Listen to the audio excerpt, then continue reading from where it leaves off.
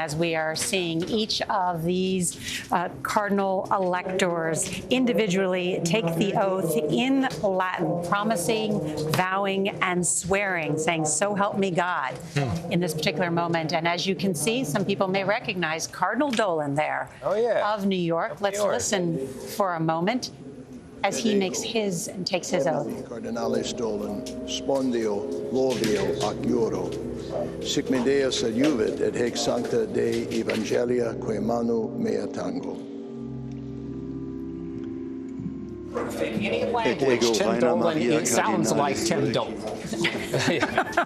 even in, yes. Well, go ahead, Delia. Yes. I mentioned that Cardinal Harvey, another American, is just coming up after this cardinal who has a long service over here in the Pope's household. He's a reserved American. Not a lot of Americans probably know him because I think most of his life has been spent over here. And he's now at the Basilica of St. Paul outside the walls. This is Cardinal Harvey. 27 years, we said that Cardinal Harvey was the second most photographed man in the world because he served as the head of John Paul's papal household. So whenever John Paul appeared in public, Harvey was just to his right. So there are countless millions of photographs in which he appears. As we watch this, though, I can't help but wondering what's going through the minds of each of these men. We always say in America that every senator looks in the mirror and sees a president. They are human, after all. Do they not look in the mirror this morning and see a future pope? Yes, in fact, here we have Cardinal Muller, who was very critical of Pope Francis, really asking for a non-heretical pope. He was so outspoken in these congregations. Coming up right behind him is the Cardinal Archbishop of Westminster, Cardinal Vincent Nichols. It just shows to us how varied this conclave is. 55 nations have a single elector. And many of those nations are sending an elector for the very first time. And the gaps in there's shared belief and yet different interpretations of some of the teachings. And so you have a result where Francis may and his papacy recommend path A, and then the African Archbishop wants a special dispensation for something a little bit different. And that's part of what the challenge is for this next pope, to balance these different competing perspectives and ideologies around the world. We saw precisely the scenario you mentioned actually play out during the latter stages of Francis's papacy when he issued a controversial document authorizing the blessing of persons in same-sex unions. And the African bishops en masse rose up and said, we can't do that in our pastoral situation. And in the end, Francis gave them permission not to apply that document in their backyard. So you're right, Tony. The trying to put together all of the different experiences and outlooks and priorities of a global church that is present in every nook and cranny of the planet, this is not easy. But as some of the great reporting that has been done today about those very African cardinals, though, they did ask for some leniency when it came to polygamy.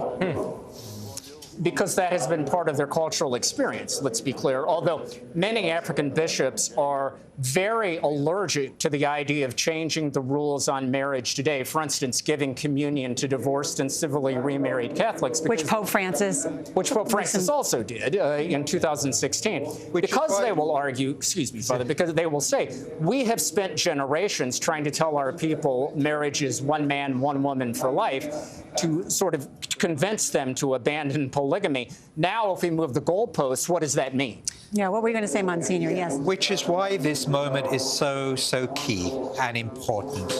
We're electing a pope whose first task is unity in the church, and Cardinal Ray alluded to that in his homily this morning. I was there, and it was striking. He said unity does not mean uniformity, but we do have a successor of Peter who is called to bring that unity. He is head of the College of Bishops. It is that man whom we are electing. And given that, Monsignor, how do you think this group of cardinal electors, who do you think that they may ultimately choose? I know you may be reluctant to say a name publicly. You've told me privately, but...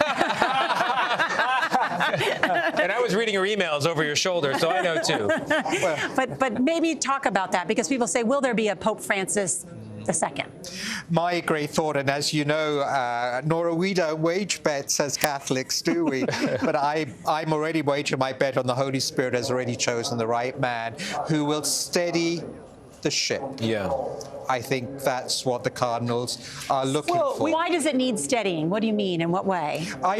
Pope Francis was a wonderful pope in terms of mercy, compassion, going out to the peripheries. I experienced that personally. But in many ways, he was a revolutionary pope. He himself said, I like to make a mess.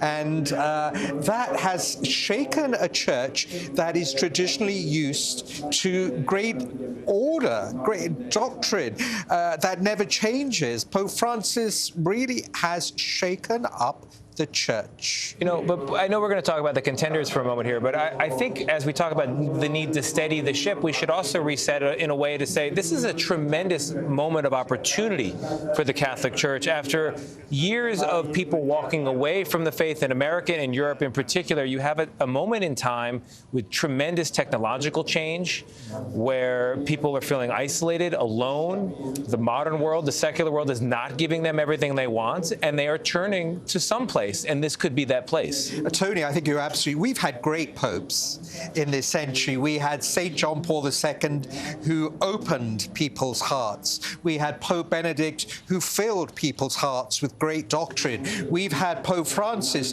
who's told us, what do you do now that Pope John Paul opened your hearts, Pope Benedict filled your hearts? Go out to the peripheries, go out to the world.